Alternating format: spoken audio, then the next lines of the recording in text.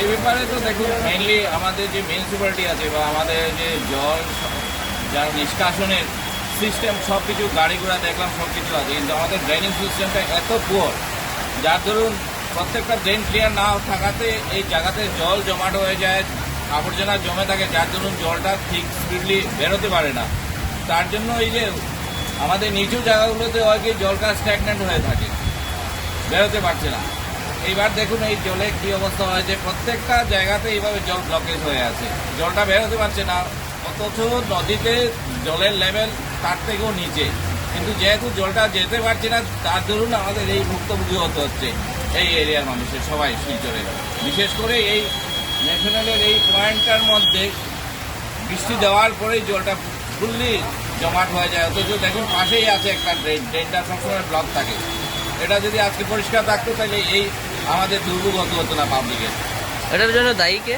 এটার জন্য দায়ী দেখুন, বিশেষ করে তো আমি কি বলবো, এখানের যে সিস্টেম যেটা আছে, আজকে যেটা সিস্টেম আছে, সিস্টেম টোটালি দায়ী, যার ধরুন আমাদের এই পাবলিকের এই ভুক্তভোগ হতে হচ্ছে এই জায়গাতে। কি দাবি করবেন সরকারের কাছে? সরকারকে তো এইটাই দাবি করবো যে প্রত্যেকটা ড্রেন নালা যাতে ক্লিন থাকে এবং তার ড্যাপনেস যেটা ডিপটা বাড়িয়ে দিলে তখন হবে কি এই জলটা এখানে জমবে না, স্মুথলি জলটা বেরিয়ে যাবে। এই জলটা যদি স্মুথলি শহরে বেরিয়ে যায় তাহলে এখানে কোনো জল জমাটের কথাই উঠছে না। এটাই দেখে যান ডিজিটাল ইন্ডিয়ার এই অবস্থা, আমরা ডিজিটাল ইন্ডিয়াতে আছি, সবকা সাথ সবকা বিকাশ, আর আমাদের দিনের পর দিন আমাদের এই অবস্থা। আজকে বাড়িঘর কিচ্ছু আমরা রক্ষা করতে পারছি না। আজকে বৃষ্টি হলেই আমাদের এখানে অবস্থা। আমরা সব সময় খালি পেপারে শুনি, নিউজে শুনি যে সোনাই রোডের কোন নালা পরিষ্কার হচ্ছে। ফেসবুকে আমি বিধায়ক মহাশয়কে দেখি, আরও অনেক বড় বড় লিডারদেরকেও দেখি, কিন্তু এটা বড় দুঃখজনক ব্যাপার। আমরা সাধারণ নাগরিক কী করবো? আমরা আমাদের বাড়িঘর কিচ্ছু রক্ষার উপায় নেই।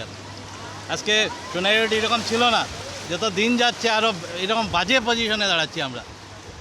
কিন্তু কোনো এখানে স্থানীয় কোনো লিডাররা এইসব জিনিস নিয়ে কথা বলে না। বুট আসলে আমরা বাক্স ভরে বুট দেওয়া এখান থেকে, কিন্তু ওদের আসলে তো এখানে কমসে কম আমাদেরকে রক্ষা করার দায়িত্ব তো ওদের নাকি বলেন।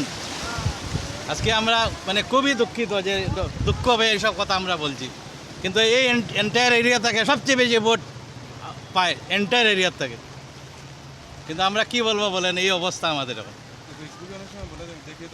ফেসবুকে কোথায়? আপনি তো ঘুরছেন, আপনি তো বলুন না কোথায় দেখেছেন, কোথায় আপনি কাজ দেখেছেন? আমাকে একটা জিনিস দেখান আমাকে। সোনাই রোডের যত দিন যায় খালি দোষারোপ, এক পার্টি আরেক পার্টিকে দোষারোপ। আগে কংগ্রেস ছিল 10 বছর, কংগ্রেস নাকি চুরি করেছে, তাহলে 10 বছর থেকে তো আজকে বিজেপি সরকার, ওরা কেন করলো না এটা? এটা তো আমরা ভোটার সাধারণ লোক, আমরা কেন ভুক্তভোগী হব? আগে তো সবসময় জানতাম যে কংগ্রেসে আমলে এখানে কংগ্রেসের কমিশনার কংগ্রেসের ছিল, কিন্তু এখন তো গত 10 বছর ধরে সেন্ট্রাল স্টেট এর মিউনিসিপ্যালিটি সব তো বিজেপির, তাহলে এইসব কাজ হয় না কেন? প্রত্যেকটা ঘরে আপনি ঘরের ভিতরে ঢুকবেন, যারা নতুন বাড়ি বানিয়েছে ওরা ছাড়া পুরানা বাড়ি ম্যাক্সিমাম ঘরের ভিতরে হাঁটু জল। স্কুল প্রতিষ্ঠান এটা খালি খোলা ছিল, ওরা বুঝতে পারেনি এটা নতুন বানিয়েছে। হলিক্রস তো বন্ধ দিয়েছে, আর আগামী 2 দিন হলিক্রস বন্ধ। বাচ্চাদের পড়াশোনা থেকে নিয়ে অফিস আদালতে যাত্রীরা আজকে গ্রামেগঞ্জে যারা আসছে এই দিক থেকে খুব কষ্ট করে টাউনে ঢুকতে লাগে। আর বড় গাড়ি যখন যায় এত ঢেউ থাকে, ঢেউর সাথে দরজা জানালা মানুষের মানে ম্যাক্সিমাম দোকানের যারা শাটার ছাড়া দরজা ভেঙে নেয়। তাই প্রশাসনকে আপনার থ্রুতে প্রশাসনকে অনুরোধ জানাবো যাতে এখানে একটা মানে স্পিড ব্রেকার বা কিছু লাগানো হয়, লাগিয়ে যাতে বড় গাড়িগুলোকে অ্যাটলিস্ট ফ্লাডের মানে এই জলের টাইমে যাতে অন্যদিকে ডাইভার্ট করে নেওয়া হয়, এটা রিকোয়েস্ট থাকবে। আমি আপনার থ্রুতে আমি প্রশাসনকে রিকোয়েস্ট করছি।